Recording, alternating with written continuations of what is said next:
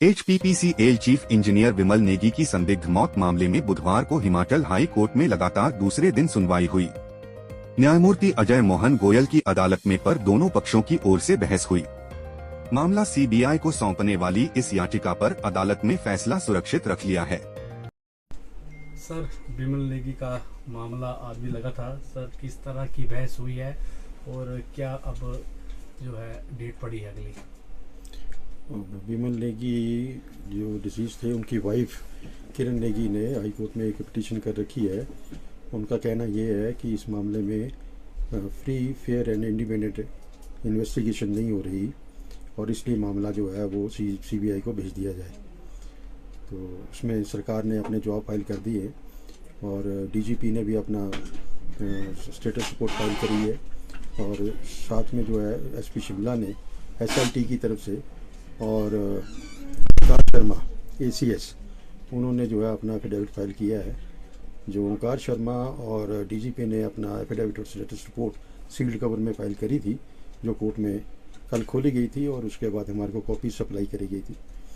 और आज जो मटेरियल कोर्ट के पास आया उस पर बहस हुई है, दोनों पक्षों की बहस सुनी गई है और बहस सुनने के बाद जो है वो मामला जो है वो जजमेंट रिजर्व कर ली है।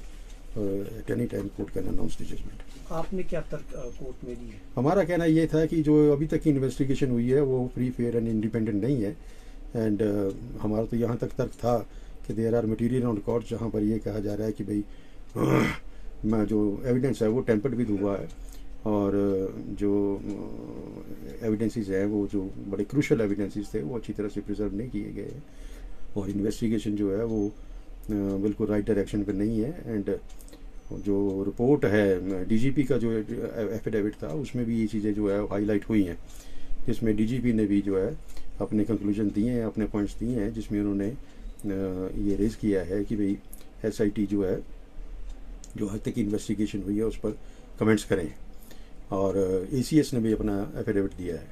ACS की रिपोर्ट भी कोर्ट ने जो है वो मंगवा ली थी और कोर्ट ने उसको देखा है और ACS की रिपोर्ट हमारे को सप्लाई नहीं हुई, लेकिन उसमें ये कहा गया कि भाई करने के बाद जो है दैट रिपोर्ट विल मेड और कोर्ट अपनी ओपिनियन बनाएगी और जजमेंट देगी। सर, वो रिपोर्ट सब में कुछ कॉन्फ्लिक्ट है इस तरह का भी कह रहे थे अंदर, तो क्या उसमें कुछ विरोधाभास है? जो रिपोर्ट दोनों रिपोर्ट्स में जो है जो DGP की रिपोर्ट्स है या एफिडेविट है और जो SIT की रिपोर्ट है उसमें विरोधाभास है।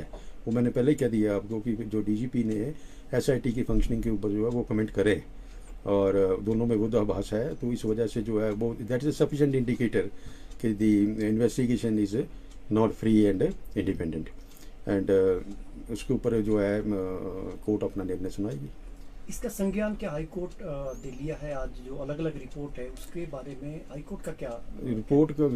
कोर्ट के पास DGP की रिपोर्ट भी थी, एफिडेविट भी था, कोर्ट के पास SIT का एफिडेविट भी, स्टेटस रिपोर्ट भी थी, कोर्ट के पास ACS का एफिडेविट भी था।